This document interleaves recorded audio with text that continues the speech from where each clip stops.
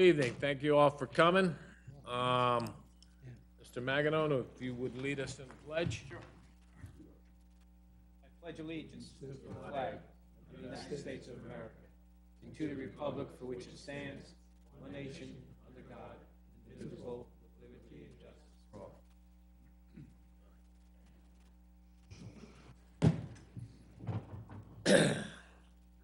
Madam Secretary, has this meeting been properly noticed for the Open Public Meetings Act? Yes, Chairman, it has. Thank you very much. Have a roll call, please. Mr. Bello? Mr. Hakevich? Here. Mr. Davis? Ms. Lee? Councilman Limbo? Mr. McEnone? Present. Ms. O'Leary? Mr. Volusin? Ms. Matilla? Chairman Ty? Here. Mr. Rogoff? Here. Mr. Cornell? Mr. Leo Cavello? Here. We have a quorum. All absentees will be noticed. Memorialization of resolutions, we have one. Yes. Final site plan approval for Journey Mill Center LLC. What's your pleasure? I think we should approve it. Make a motion to accept the resolution. Okay. I have a second? Second. All in favor? Aye. Any opposed? The ayes have it. Passed. You've all had an opportunity to read the minutes. Can I get a motion to accept the minutes from the August 15th, 2018 meeting? I'll make that motion. Get a second? Second. Any questions on that? All in favor? Aye. Any opposed? The ayes have it. Communication agenda. None? No. Site plans? None? Nope.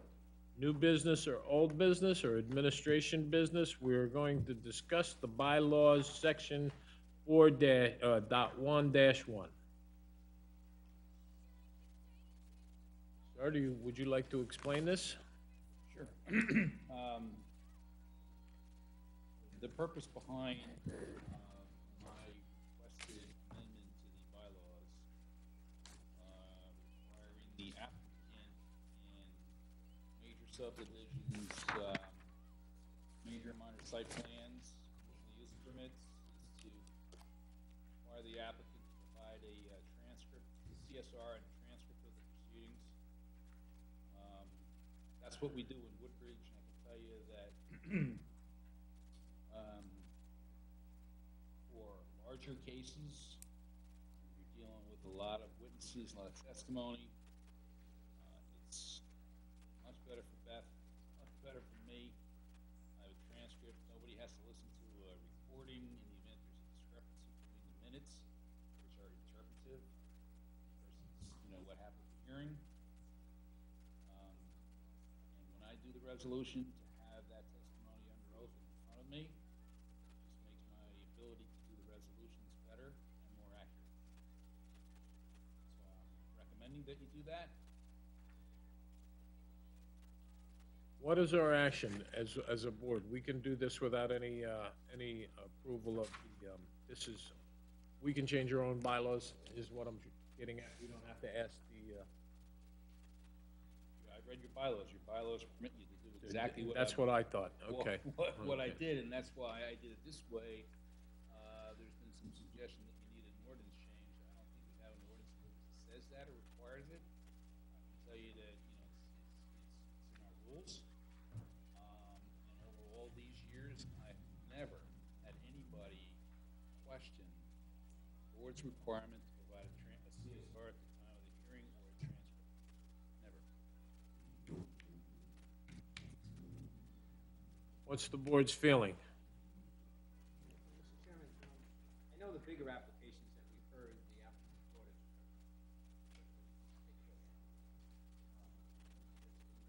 My concern is we should be making application process less onerous, especially for those who are. If you recall, in the past, Jay, correct me if I'm wrong, years ago, we used to charge for informal applications for the board, right? Correct. And then we waived that, we said we're not to do that, is that correct? We were talking about that. think there was some discussion, I don't think that you ever did, I think you still charge it's a minimal, maybe $100, $100 fee for an informal. But we lessened it or something. I thought we lessened it. Yeah. You may have reduced it. Because we want to make it less onerous, we want to make it attractive. If other towns aren't doing this, that's just my concern. I understand from the lawyer's perspective, they get more detailed presentation, but we do have minutes, we do have video. That's just my concern. I just want, in the past that we've lost some developments because of, the process with that hearsay. The thing that has me is how do we the discretion is the board, so we can waive this at any time. That's right. But how do we do that? They have to ask. They have to They ask. would have to ask. But this says that the transcript, not the fact that you have to actually transcribe it, it says to provide us a copy of the transcript or whatever it is. Well, if you don't need a transcript, you certainly don't need a CSR. So how would we delineate, You could add that word, CSR or transcript. okay, and I don't have a problem with that, but the problem that I have is like when Kaplan and those people came in, and there was always, every time that we've sat here where there was going to be, perceived that there was gonna be some discrepancies, they've come in with the transcriber. And we didn't have any say, but we got to see it. So now, a little mom and pop comes in, we can waive it. How do we waive that? Do we tell them right up front that they're gonna waive that, or do they have to ask for that? Would that be something that Beth would determine, or we would determine and tell Beth to tell the application, okay, you get a buy on this, but we're a bigger guy like, well, when the point comes back in and they start doing that, we would most certainly wanna help our professionals with the transcript. Or would the small mom and pop be reluctant on the application for this road comes something like this? Yeah, well, Small what was mom supposed to and be? pop, you mean like Well, a he minor did. subdivision? Yeah. Somebody wants to change The their, minors are not required. split their lot. Minors are not required. Well, I mean, Same preliminary and final with majors. That's right. majors. Only major subdivisions, which is obviously more than your mom and pop two-lot subdivision, three-lot subdivision, and your major and minor site plans. I still think there needs to be some sort of criteria that determines major, minor, because I keep thinking about the small businesses here, that's the crux of what we have in town, a lot of small guys wanting to do things, we don't want to discourage them. You can take minors out. You don't like the minor issue and you only want to deal with majors, or you could do nothing. Right, I, for the big guys, I absolutely like having this, and you're right, Yeah. they usually bring them themselves. It's more having a criteria, so if we're ever challenged, it's not an arbitrary, you're minor, you're not. Well, the minor and majors are determined by By the book. By the book. Okay. They're both defined terms. Okay, And when applications come in, your zoning official determines whether or not they're a major or minor. And whether or not the variances and things of that nature, so all that, we know that. The only other thing that's a good point is that how do they request a waiver? It seems to me that very simply, if the application says you gotta have a CSR, you fill out the application, you have to have a CSR for a major subdivision or a major minor site plan. Actually,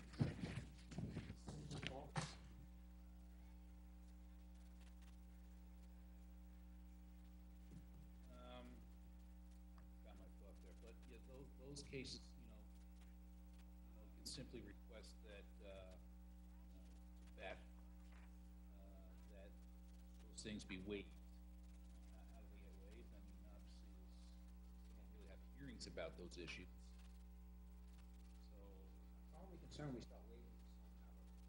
that's true too. right, I don't- that is specific I'm just criteria. commenting on what the issue is. I don't like it, because of that very reason. How do we pick which should be and what should be? Based on your findings you've been on the board,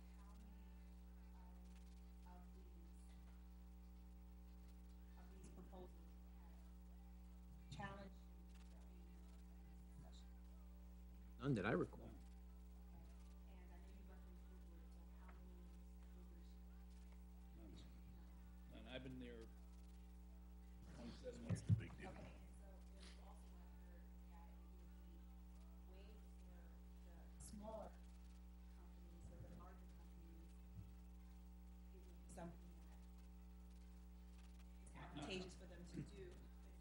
applications, not companies. Right. And so therefore, also what I heard was that they already come with that CSR that's already, so I don't understand why it's being up for discussion. It's my recommendation, that's why you're discussing it. That, just because they bring CSRs, they don't have any, there's no requirement that they do. So if they show up with a major and they don't have a CSR, then, you know, someone's listening, let's just say it's a 2 or 3 hour meeting. Someone's listening to that tape a really long time and transcribing what they think was said. And then I get it. So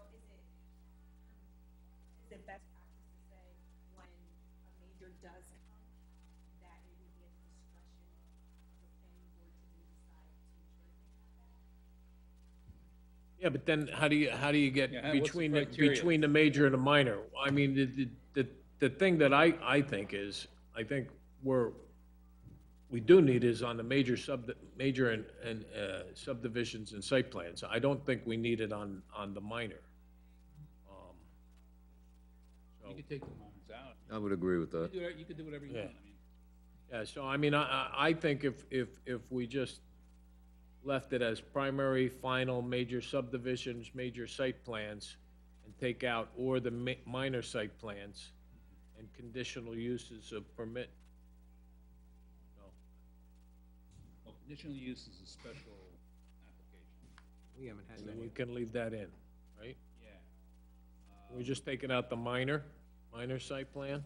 Yeah, that would alleviate the issue of what has been described as the mom and pop or smaller application. Okay. And then, it's still at our discretion, if they have a concern, that we could waive it. But- Yes. But at least we'd have, if it's a major, and I would think that's a good thing. Well, the only concern somebody would have would be the cost. Right. That's the only concern I could see. Right. There's only negative of it, Right. you know? And that's no extra work, just having hiring a CSR to be there, and then pay for the transcription, and provide us with a copy. And that could be possibly more than the fee for the applicant. Got that. I don't know what your fees are, but, what's your fee, Jay, do you know what the fee for a major is? It depends. Yeah. How many lots, what size building, so it I mean, a varies with major each site plan. application. Yeah, it varies with each application, the fees are. Generally. Can you generalize? John, 2,000 for a major subdivision? Now, the people we're talking about are like the Pit, the Mako property, that would be a major. Well, Town Lake was. Yeah, I think all those, you know, I tell you, I'm okay with major, you know, we take out the minor, but we don't Yeah. favor any majors, that's it. and if you have a small major, which we've had some in the recent few years, you know, you could have an option in there. As the word major, then we apply the, Well, if it's on, give me an example what a small major would be. like, we haven't had any in a while, so it would be site plans, I mean. Somebody owns a piece of property, Small wants to split site a lot. plan that doesn't like, who's the guy on What about the guy in Journey Mill Road that just had the 3 buildings? yeah, well, that wasn't that small because of the environmental Okay, was so big. that So would I be would big. say that one, Yeah. you would want to keep it, but something, See, this is where we get in trouble. yes, This that's is what where, happened. exactly where we get in trouble. Well, if it's major, we're gonna keep it, and they're gonna have to come up with a good excuse not to do it. I'll come up with the implementation of that waiver request, on how the best way to do that. This question is who does the waiving? It's probably at the board level, We'll have to or at take the it. application level. Well, if you have a list, Yeah. then Beth could do it if it's just a checkoff list. It would have to be done before they, And if they don't agree with her, they can come to the board. You have To a request. TRC, don't you have? Right. Not to that extent. has Woodbridge done any wavering? Do they have that option to do that? Yeah, I think they do. I've never seen it. They just don't raise an issue. You know, in a major site division, in something like Mako or something, that's protecting him and us. You know, because when that finally comes before us, this place is gonna be packed. it's not gonna be a 15-minute meeting. And then if he gets sued, I send up the transcript. Well, you So can, do you have to rewrite this, or can we just pass, can we pass this as written with the minor site We plan can out? take out the minor and, you know. if Leave we everything else? decide we wanna amend it with a minor, you know, how do we conduct the waiver? We can put it off till next meeting and I'll figure it out and add it. that's what I recommend, come up with an edited copy. Okay, And the question I have, do we want to keep the requirement and do we have the ability to waiver? I just think that gets us in trouble, because we're discussing right now, what is a Yeah. major minor site demand? so we If wanna you- take if you that bottom out. If you take it out, then there's no issue. And it just applies to everybody, it's like an Yep. ordinance. You know, That's it. Any majors in. Yeah. All right, Delete the waiver. so our attorney's gonna rewrite this, and we'll visit this the next meeting, if everybody's okay. Anybody else have any other questions on this? I think it's a positive thing, other than it costs somebody a little bit more money, but it protects us. That's it? Any other discussions? Go. Open up the public, I make a motion. Get a Maybe you mo- got one other issue, What's that? removing the right to open it up to the public, Oh, deleting it from your bylaws. That's my second recommendation, Maybe stop doing that. which to me is more important than the first one. Discuss that again, what you want to do? he doesn't want to have a open public at the end of the meeting. Like we just did, Yes. only when we have an application and pertaining to the application only. That's correct. And we would do that because, Well, to endear the public to us, or what would be the purpose of that? there's a couple reasons. One, in case somebody raises issues that affect a piece of property that, as far as you know, is not before you today, but could come before you in 3 months. Okay. And somebody could exploit that by saying predetermined, you know, you were thinking about this particular piece of property. Let's put it this way, there is no sound reason for the planning board to conduct an open public session on anything except applications that come before it. It is that simple. There are only two agencies where there are open public sessions by statute, and that is Board of Education and the governing body. And I know the zoning board does it, and I don't like that either. It's just fraught with issues and problems, potential conflicts, potential, preconditioning things, hearing issues that may come before you later on, where someone could challenge your neutrality. I just, we're not an open public body session. I It's really understand that. simple. Well, what if somebody wants to come up and ask a question about an application we approved the meeting before? They don't have the opportunity to do that. No, they can come to the hearing and ask questions about the application that's on the agenda. And if they don't make that meeting, they want to come back and ask a question, Then they we're not can going to listen talk. to the they can listen to the tape, they can see the minutes, Or read the shorthand.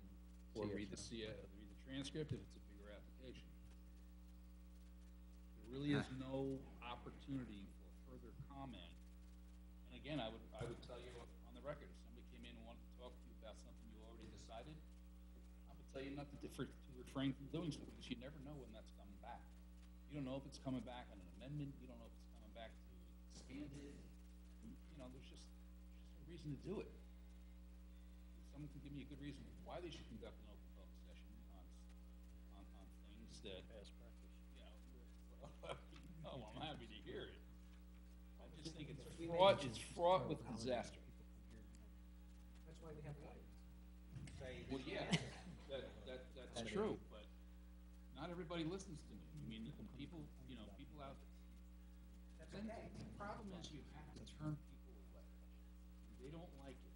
If they know there's no public open session, they're not gonna get turned away. They're not gonna say, gee, those guys don't wanna listen to what I have to say to them. And that is not true, of course. But the perception is that if you have open public sessions and you tell them 99 out of 100 times, you really can't talk about that, what's the sense? What's the practical sense of it all? It doesn't have any. I understand that part, but what about the poor person that comes up here and has a legitimate question about the procedure that we're doing? Where do they get to?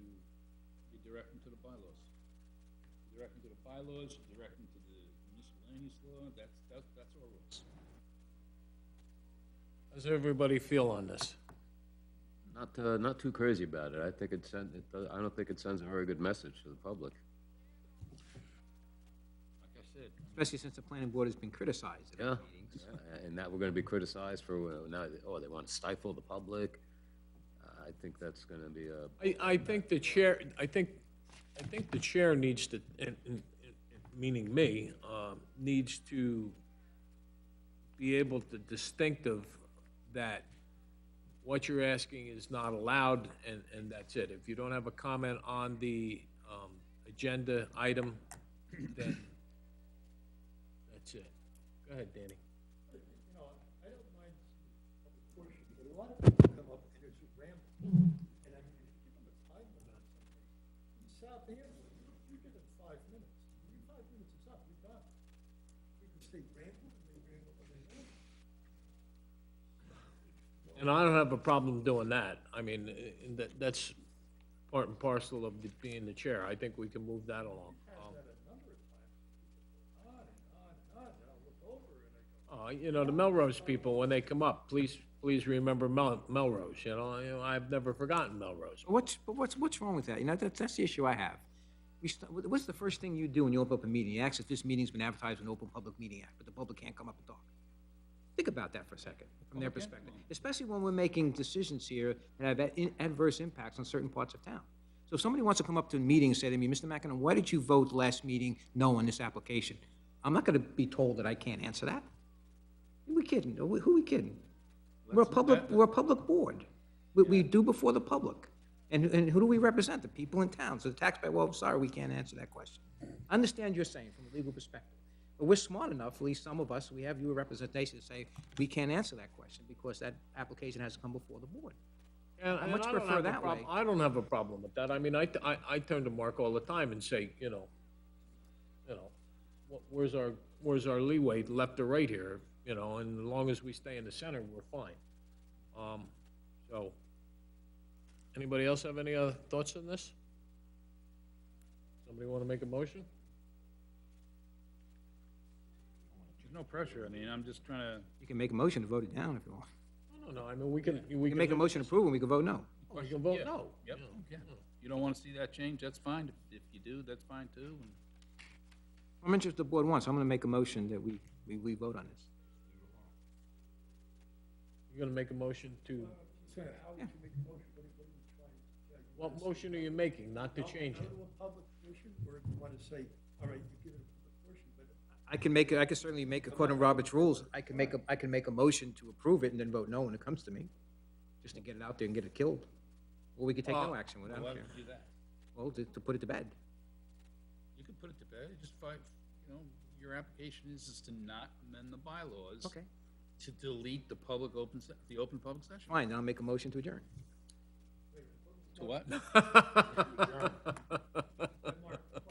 killing me. It's not really required that we have it in public. No, there's absolutely no requirement.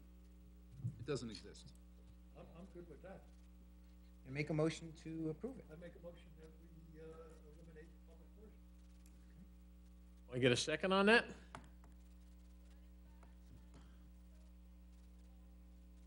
Died a slow death.